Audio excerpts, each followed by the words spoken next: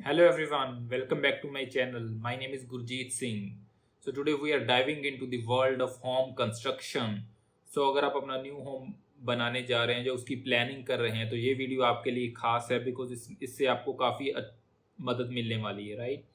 So before starting this I would request अगर आप मेरे चैनल पे न्यू हैं तो please consider subscribing to my channel because आगे आने वाले टाइम में मैं काफ़ी सारी टेक्नोलॉजिकल वीडियोस डालने वाला हूँ regarding construction and many other technologies right. So let's get started.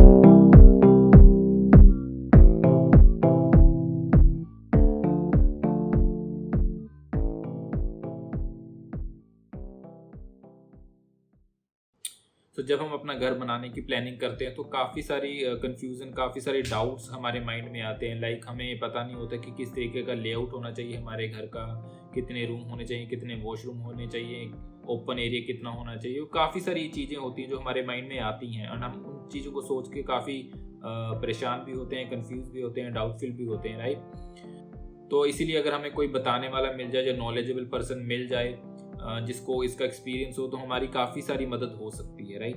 सो आज के इस वीडियो के थ्रू मैं आपको अपना एक्सपीरियंस ही शेयर करूंगा. I am not a construction engineer और आर्किटेक्ट. मैं जस्ट अपने एक्सपीरियंस के बेसिस पे आपको कंस्ट्रक्शन के रिगार्डिंग बताऊंगा बिकॉज हमने रिसेंटली अपना 3 फ्लोर्स का न्यू हाउस कंस्ट्रक्ट किया है, जिसको कंस्ट्रक्ट करते दौरान मैंने काफ़ी कुछ सीखा. काफ़ी सारी हमने मिस्टेक भी की, काफ़ी सारी टेक्नोलॉजीज जो कंस्ट्रक्शन में यूज़ होती हैं उसके बारे में रिसर्च किया. मटेरियल कौन कौन सा यूज़ मार्केट में अवेलेबल है, कौन कौन सा मटेरियल अच्छा है, क्या प्राइसिंग है, काफ़ी सारी इन्फॉर्मेशन हमने इस प्रोसेस में गैदर की. सो मैंने सोचा कि मेरे पास जितनी भी नॉलेज है, जितना भी एक्सपीरियंस है, जो भी मैंने सीखा है राइट, उसको एक वीडियो सीरीज के थ्रू उन सब लोगों को हेल्प करने के लिए बनाऊं जो अपना नया घर बनाने की प्लानिंग कर रहे हैं राइट. सो मेरे वीडियो का जो कंटेंट होगा वो मेरे एक्सपीरियंस के बेसिस पे होगा. जो मैंने सीखा होगा वो मैं आपको बताने की कोशिश करूंगा सो दैट जो मिस्टेक हमने की वो मिस्टेक आप ना करो और आप अच्छे से राइट तरीके से अपना घर, अपने सपनों का घर अच्छे से बना पाओ राइट.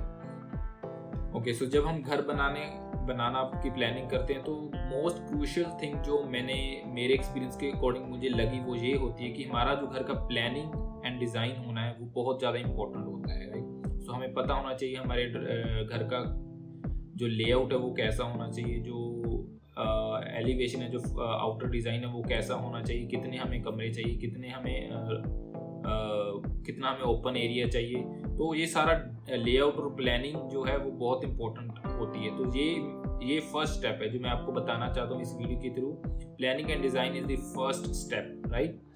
बट इस प्लानिंग एंड डिज़ाइनिंग को जो है हम अपने आप नहीं कर पाते अफेक्टिवली, ठीक है. तो इसके लिए जो पहला स्टेप है डिज़ाइन एंड प्लानिंग, उसके लिए हमें एक पर्सन हायर करना होता है, प्रोफेशनल पर्सन, जिसको हम बोलते हैं आर्किटेक्ट. तो architect is the first thing that we need to hire, ठीक है, जो हमें लेना चाहिए. अब आर्किटेक्ट लेना एक हमें लगता है कि is a very easy thing. जाएंगे मार्केट में, आर्किटेक्ट हमें मिल जाएगा, हम उससे अपना घर की प्लानिंग करवा लेंगे, डिज़ाइनिंग करवा लेंगे और काम करवा लेंगे. But it's not that easy. इतना ईजी नहीं होता बिकॉज इसी स्टेप में हमने भी काफ़ी बड़ी मिस्टेक की थी रॉन्ग आर्किटेक्ट को हायर करके. तो मैं आपको वो जो पहला स्टेप है प्लानिंग एंड डिज़ाइनिंग का, उसके लिए जब हमें आर्किटेक्ट चूज़ करना है उसमें क्या क्या ध्यान रखना है उसके बारे में आज इस वीडियो में हम डिस्कस करेंगे बिकॉज वो वहाँ पे मोस्टली लोग मिस्टेक कर जाते हैं राइट. तो मैं आपको कुछ ऐसे पॉइंट्स बताऊंगा जिसके थ्रू आप एक अच्छा आर्किटेक्ट हायर कर पाओगे और अच्छे तरीके से अपना जो पहला स्टेप है उसको स्टार्ट कर पाओगे राइट.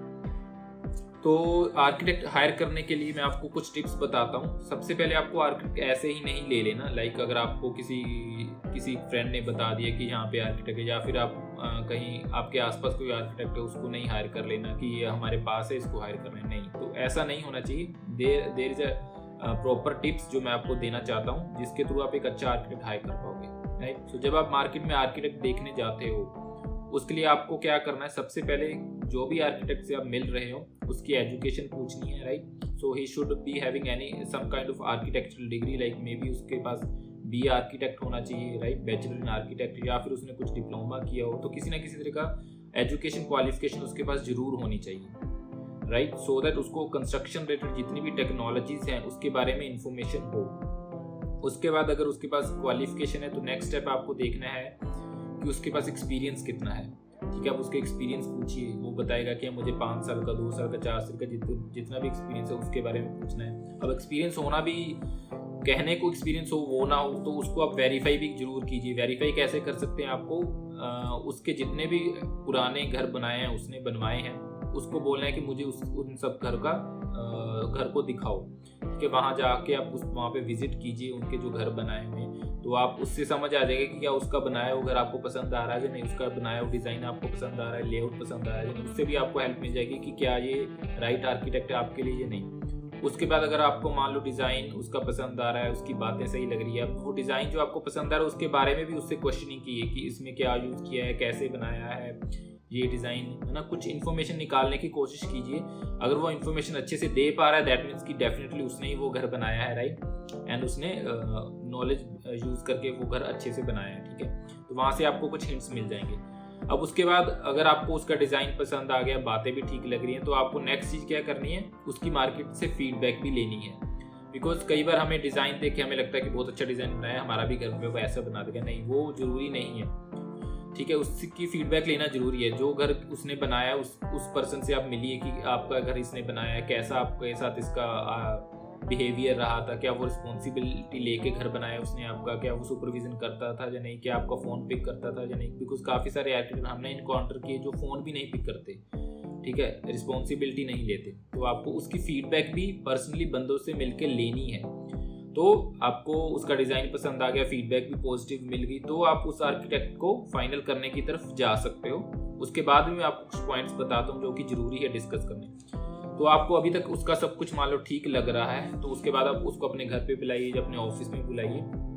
तो बुलाने के बाद आपको उससे अपने जो भी कंस्ट्रक्शन का साइज है उसके बारे में कुछ इन्फॉर्मेशन दे देनी है, और उसके बाद उससे पूछना है कि ये हमारा रिक्वायरमेंट है, आप इसको फुलफिल कर सकते हो या नहीं, ठीक है। अगर वो बोलता है कि yes I can fulfil this, तो कुछ आर्किटेक्ट होंगे जो कि काफ़ी प्रोफेशनल होते हैं, वो अपने आप अपने प्लान आपको बताएंगे कि देखिए हमारा ये प्लान है। लाइक फर्स्ट प्लान में भी हम आपका सिविल वर्क करवाएंगे, सेकंड प्लान में आपका हम इलेक्ट्रिकल, प्लम्बिंग, ये सब वर्क भी करवाएंगे, इंटीरियर डिजाइनिंग भी करवाएंगे। उसके अकॉर्डिंग में भी आपको वो 2-3 पैकेजेस बता दे, राइट। तो वो तो होते हैं प्रोफेशनल अच्छे वाले आर्किटेक्ट, में भी उसकी फीस भी ज़्यादा हो, ठीक है। तो अगर वो आपको प्लान दे रहा है देन इट इज़ फाइन, आपके सामने सब कुछ क्लियर है कि इस प्लान में मुझे ये मिल रहा है, इस प्लान में मुझे ये मिल रहा है। या फिर छोटे शहरों में जैसे नॉर्मली आर्किटेक्ट क्या करते हैं कि वो बता देते हैं कि ठीक है जी हम आपका घर बनवा देंगे, हमारी ये ओवरऑल फीस रहेगी। तो अगर आपको ऐसा कोई पर्सन मिल रहा है तो उसके लिए आपको थोड़ा सा और अंदर जाना होगा, उससे और डिटेल में बात करनी होगी। मैं उसके लिए आपको कुछ टिप्स देता हूँ। लाइक अगर वो बोल रहा है कि मैं आपसे 50,000 लूँगा और आपका घर बनवा दूँगा, तो आपको आगे क्या पूछना है वो भी आपको ध्यान रखना है। तो आपको पूछना है कि आप 50,000 ले रहे हो, उसमें क्या क्या वर्क आपका जो स्कोप होगा वो क्या क्या होगा। कि आप हमें लेआउट के डिज़ाइन दोगे हमारे घर के, और कितने दोगे, 1 दोगे, 2 दोगे या अनलिमिटेड दोगे जब तक हमें पसंद ना आए, ठीक है। लेआउट दे रहा है, उसके बाद इंपॉर्टेंट चीज़ आ जाती है कि मान लो उसने लेआउट दे दिया आपको। अब लेआउट तो दे दिया, लेआउट आपको पसंद आ गया, उसके बाद आपको ये भी देखना है कि आपके घर का जो 3D एलिवेशन है, जो फ्रंट एलिवेशन है, वो कैसा लगेगा उस लेआउट के अकॉर्डिंग। तो आपको क्या करना है, उसको बोलना है कि लेआउट के बाद हमें 3D एलिवेशन भी चाहिए, उसके बाद ही हम अपना लेआउट फाइनल करेंगे। बिकॉज लेआउट देने के बाद अगर आप कंस्ट्रक्शन शुरू कर दोगे तो क्या होगा, आप एलिवेशन अपने मनपसंद का नहीं बनवा पाओगे, वो वैसा ही बनेगा जैसा आपने लेआउट लिया। तो आपको उसको क्या बोलना है, लेआउट के इमीडिएट बाद आप हमें 3D एलिवेशन दीजिए, फ्रंट एलिवेशन। अगर हमें वो भी पसंद आता है तो हम वो लेआउट फाइनल करेंगे, ठीक है। तो आपको 3D एलिवेशन भी लेना है उससे, तो उसकी भी बात करनी है। तो उसको 3D एलिवेशन भी उसको पूछ लेना है कि कितने आप दोगे। ऐसा ना हो कि अब वो बोलेगा कि 1 ही दूंगा, अगर एक्स्ट्रा मांगोगे तो मैं आप अपनी फीस बढ़ाऊंगा। कुछ लोग ऐसे होते हैं वो खुद डिज़ाइन नहीं करते, तो वो क्या करते हैं कि एलिवेशन के एक्स्ट्रा ऐड करने लग जाते हैं कि लाइक 1 एलिवेशन तो मैं दूंगा, अगर आपको दूसरा तीसरा और मांगोगे तो उसके 2,000-5,000 एक्स्ट्रा लगेंगे। तो वो भी आपको क्लियर कर लेना है, ठीक है। उसके बाद आपको पूछना कि आप हमें इलेक्ट्रिकल डिज़ाइन ड्राइंग दोगे, इलेक्ट्रिकल जितनी भी वायरिंग होनी है उसकी ड्राइंग दोगे या नहीं, आप AC की फिटिंग की ड्राइंग दोगे या नहीं, जो प्लम्बर ने काम करना उसकी ड्राइंग दोगे, अपने इस स्कोप में आएगा या नहीं आएगा, ठीक है। जो पिलर बीम डलने हैं उसकी ड्राइंग दोगे या नहीं। कुछ लोग ड्राइंग नहीं देते, वो ऐसे ही बोल देते कि ठीक है पिलर डल जाएंगे मैं डलवा दूंगा, बट ड्राइंग लेना जरूरी है। आपको भी पता हो कि कितने साइज़ का पिलर डल रहा है, कितने साइज़ का बीम डल रहा है। अगर आपको उसके लिए कुछ स्टडी करना पढ़ना हो या किसी से पूछना तो आप पूछ सकते हैं जब आपको ड्राइंग मिल जाएगी बिफोर फाइनलाइजिंग इट, आप उसमें भी उससे क्वेश्चन कर सकते हो अगर आप वो ड्राइंग देता है। ठीक है, उसके बाद आपको विंडो और डोर के ड्राइंग के बारे में पूछना है। फिर जो आपकी छत पड़ेगी उसमें जो सरिया डलेगा क्या उसकी ड्राइंग देगा या नहीं देगा, वो उसके बारे में पूछना है। जो आपके घर में आजकल डाउन सीलिंग होती है, फॉल सीलिंग भी बोलते हैं, उसकी ड्राइंग देगा या नहीं, क्या वो आप इसी स्कोप में इंटीरियर डिजाइनिंग भी करके देगा या नहीं। ठीक है, तो इंटीरियर डिजाइनिंग में काफ़ी कुछ आ जाता है, लाइक आपके वार्डरोब हो गए, किचन का डिज़ाइन हो गया, वॉशरूम के डिज़ाइन होंगे, बेड के डिज़ाइन हो गए। ठीक है, तो एक 3D ड्राइंग उसकी भी बनती है, क्या वो काम भी इसमें करेगा या नहीं करेगा, बिकॉज आपको उसने 50,000 मान लो शुरू में बोल दिया कि आपका घर बना देंगे, पर उसमें अगर ये सब चीज़ें हैं या नहीं वो भी आपको पता होनी चाहिए। अगर नहीं है तो उससे पूछना है कि अगर हमने ये भी करवानी है तो इसका क्या कॉस्ट है। ठीक है, अगर ऑलरेडी इंक्लूडेड है मान लो 50,000 में, तो आपको ये भी पूछना है कि अगर हमने ये नहीं करवानी तो कितना लेस करोगे, क्योंकि कई बार क्या होता है कि हमें इनिशियली सिविल वर्क ही करवाना होता है और बाकी जो इंटीरियर का काम है हम या तो नहीं करवाते या बाद में करवाते हैं, तो उसका भी आप स्प्लिट ले सकते हो। ठीक है, उसके बाद आपको जो इंपॉर्टेंट चीज़ पूछनी है कि ये जो आप हमारे सारा काम करोगे इसके लिए जो कॉन्ट्रैक्टर हैं क्या वो आप हमें प्रोवाइड करोगे या हमें खुद से अरेंज करने पड़ेंगे। ठीक है, तो ये भी आप डेफिनेटली क्लियर कर लीजिए, लाइक आप सिविल वर्क के लिए कॉन्ट्रैक्टर दोगे या नहीं दोगे। हमारा अगर इलेक्ट्रिकल का काम होना उसके लिए आप कॉन्ट्रैक्टर दोगे, प्लम्बिंग के लिए दोगे, ठीक है, इंटीरियर डिजाइनिंग के लिए दोगे या नहीं, वुड वर्क के लिए दोगे या नहीं, फॉल सीलिंग के लिए दोगे या नहीं, सारा कुछ उससे क्लियर कर लेना कि क्या कॉन्ट्रैक्टर आप दोगे। अगर वो बोलेगा यस मैं दूंगा तो आपको उसकी भी प्राइसिंग ले लेनी कि ये सब कॉन्ट्रैक्टर की आपकी प्राइसिंग क्या है। ठीक है, वो प्राइसिंग लेना इसलिए इम्पोर्टेंट है सो दैट आप मार्केट में जाके देख पाओ कि और लोग जो हैं कितना चार्ज कर रहे हैं। ठीक है, तो यहाँ पे भी आपको पता चल जाएगा कि क्या आपका आर्किटेक्ट सही प्राइस ले रहा है या नहीं। ठीक है, तो ये सारी चीज़ें उससे शुरू में क्लियर करना बहुत ज़रूरी है। अगर आप नहीं करोगे तो काफ़ी सारी मिस्टेक हो सकती है, बाद में आपको वो बोल सकता है कि ये मेरे स्कोप में नहीं था, वो नहीं था, मेरे स्कोप में इतना था, तो उसके एक्स्ट्रा चार्जेस लगेंगे। तो ये काफ़ी सारा हैसल होता है और जिससे कि बाद में हमारा रिलेशन भी ख़राब होता है आर्किटेक्ट से।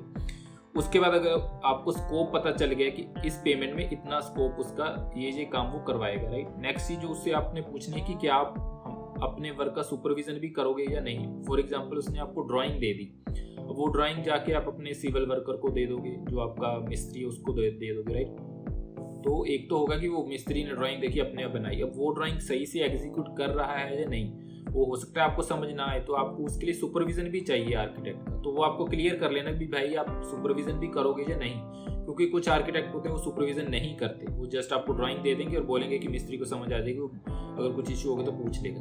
अब इशू मिस्त्री को हो भी ना हो, उसने क्या करना, जैसा उसको समझ आए उसने बना देना।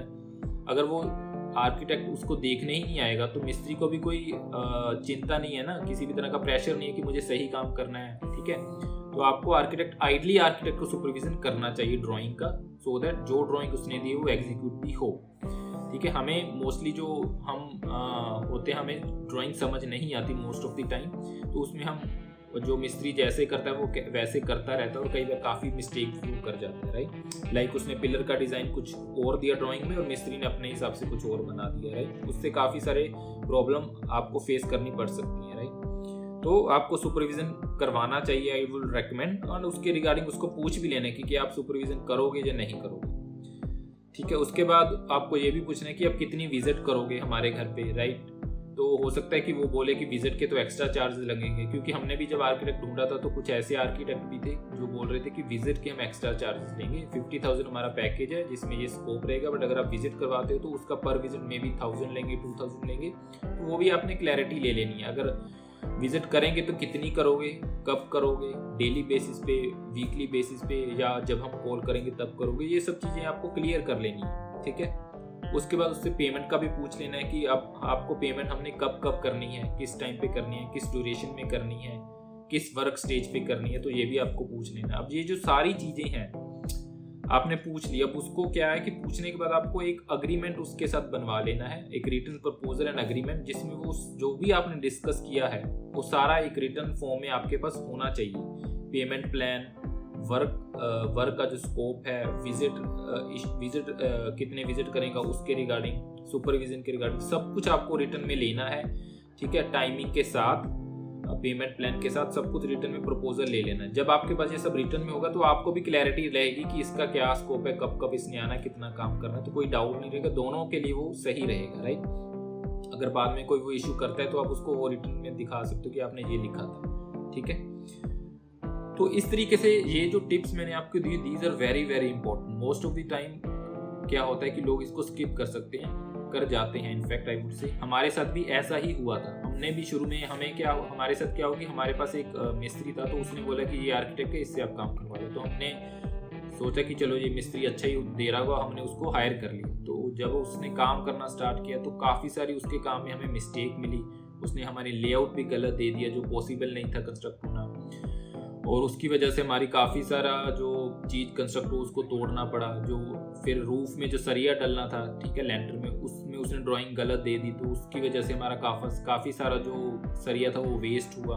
तो काफ़ी सारी वेस्टेज हमारी हुई, बिकॉज हमने उस आर्किटेक्ट की जो प्रोफाइल था उसको अच्छे से नहीं एनालाइज किया, नहीं उसके रिगार्डिंग इंक्वायरी की, उसका एग्जिस्टिंग वर्क नहीं देखा, एक्सपीरियंस, एजुकेशन कुछ भी नहीं पूछा था, जिसकी वजह से हमारा काफ़ी सारा लॉस हुआ। तो ये तो था आज का video regarding first step of planning and designing and choosing a right architect. I hope इस वीडियो से आपको डेफिनेटली हेल्प मिली होगी, and thank you very much for watching this video. अगर आपको ये वीडियो अच्छी लगी तो I would request you to like, share and subscribe this video. And अगर आपने मेरा चैनल अभी तक सब्सक्राइब नहीं किया तो उसको भी सब्सक्राइब कर लीजिए, सो दैट आगे आने वाली वीडियो आपको इंस्टेंटली मिल जाए। So thank you very much for watching this video, and let's meet in the next one. Have a nice day. Bye bye for now.